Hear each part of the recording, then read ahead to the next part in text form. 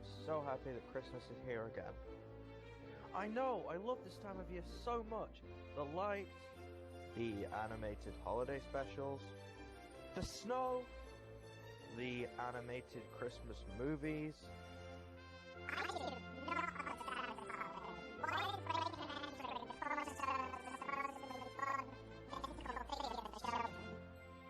Well, it...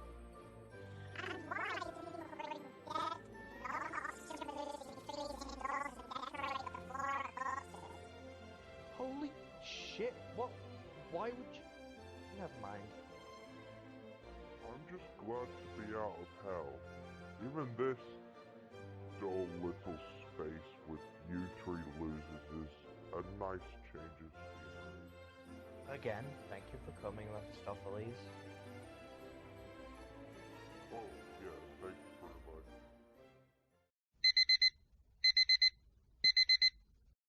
That was my alarm. Looks like it's time for me to get on with my reviews. Ah, that reminds me. Fanboy, I brought you a gift specifically from hell. I think you'll find it quite interesting. That was weirdly ominous, but I look forward to finding out what you're talking about.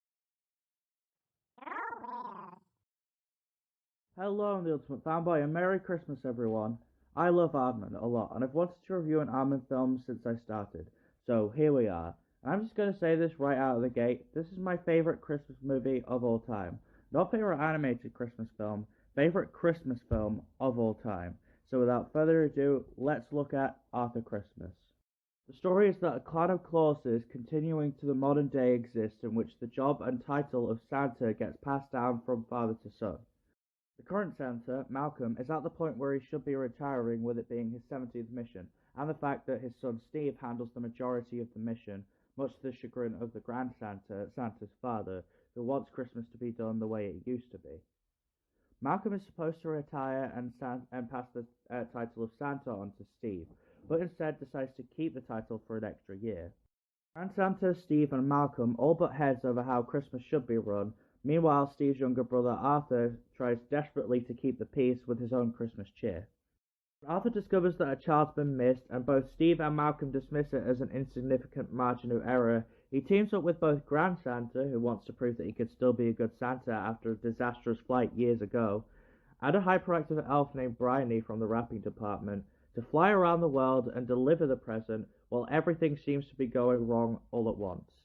There is no shortage of good stuff to say here. The main plot is good on its own, with the various obstacles they encounter being appropriately bizarre, but what really intrigues me is how the message is sewn into the film thematically.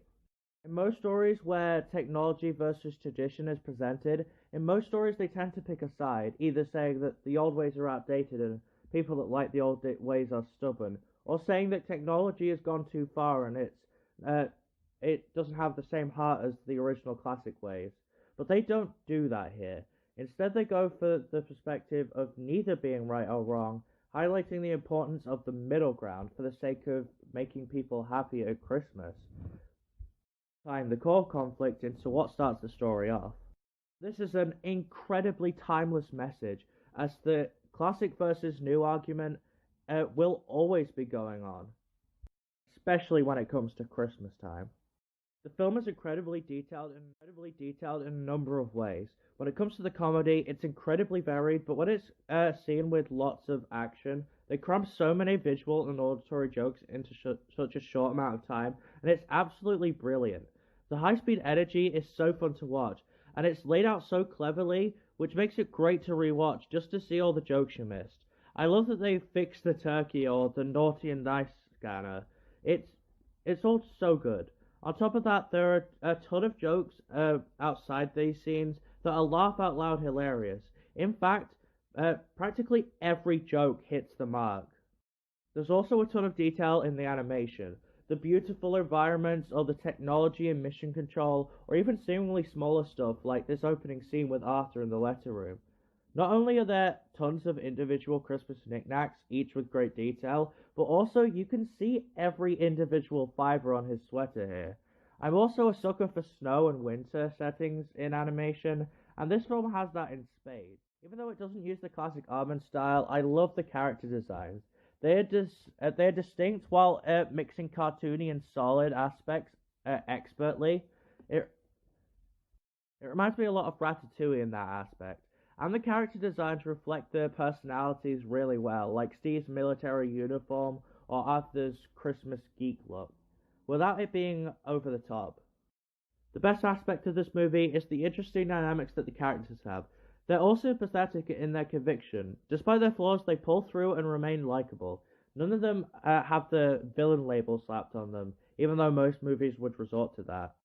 Grand Santa is the short-fused, sardonic old person type who is fed up with the, in his eyes, finicky, technology-dependent way Christmas is being handled. His desire to prove that he himself isn't obsolete is shown to come from a place of inner turmoil and, underneath everything, a love for Christmas. Beyond that, he's still incredibly entertaining with his oldisms, one-liners, and never-ending barrage of insults.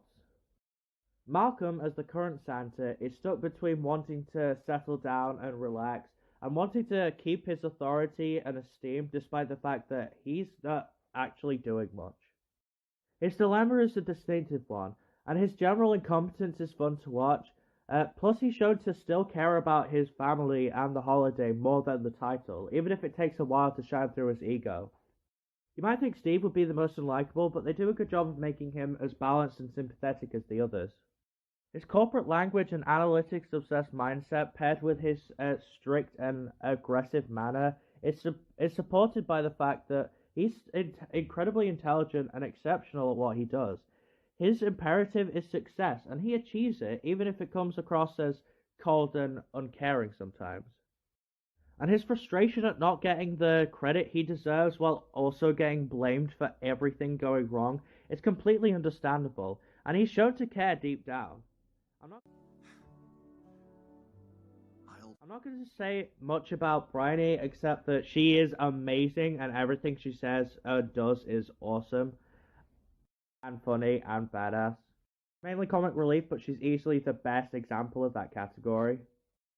Finally, there's the titular character Arthur, who is quite possibly the most likable protagonist in an animated movie ever, or even in just any movie.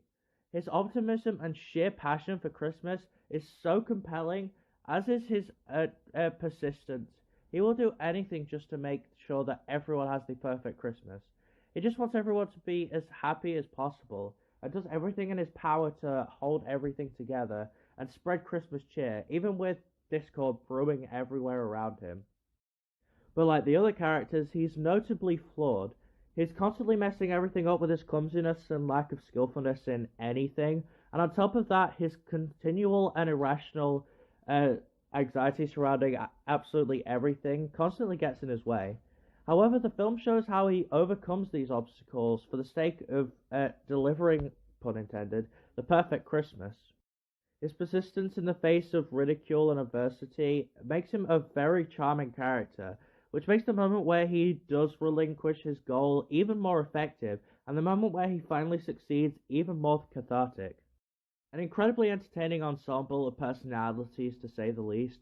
There is so much depth to these characters, and so much effort that went into them, both in writing and acting, and it pays off in how great the interactions are, and how memorable and brilliant to listen to the dialogue is. This movie has so much heart and is chock full of memorable, emotionally impactful moments that it blows my mind every time I watch it. The sheer thought and wholeheartedness that went into every second of this movie is so commendable. If it's not considered a classic by now, something is clearly wrong. And whether it is or not, it will always be a classic to me. I can't recommend it enough. With that said, Satan, I believe you had something for me. Indeed, my gift is a feature of the non-denominational holiday animated variety. All I can say is, good luck. Wow, could you have said that in a more foreboding and concerning way? Yeah, I'm still kind of intrigued to find out what the shit you're talking about. So, let's find out.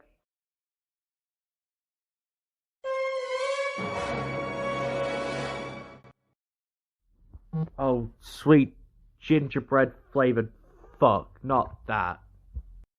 Well, I guess I'm gonna have to talk about it now that I've drawn attention to it. So, I hope you enjoyed that video, and I can assure you my next video is not going to be filled with Christmas cheer. I'll see you in my next video. Peace out. Dashing through the snow in my rusty Chevrolet, down the road I go, sliding all the way. I need new piston rings, I need some new snow tires. My car is held together by a piece of chicken wire.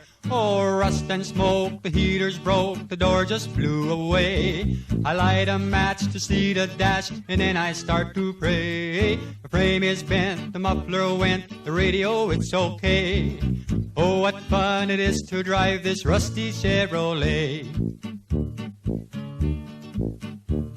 I went to the IGA to get some Christmas cheer. I just passed up my left front tire and it's getting hard to steer. Skidding down the highway, right past the Nagani cops. I had to drag my swampers to get the car to stop. Oh, rust and smoke, the heater's broke, the door just flew away. I light a match to see the dash and then I start to pray. The frame is bent, the muffler went, the radio, it's okay. Oh, what fun it is to drive this rusty Chevrolet.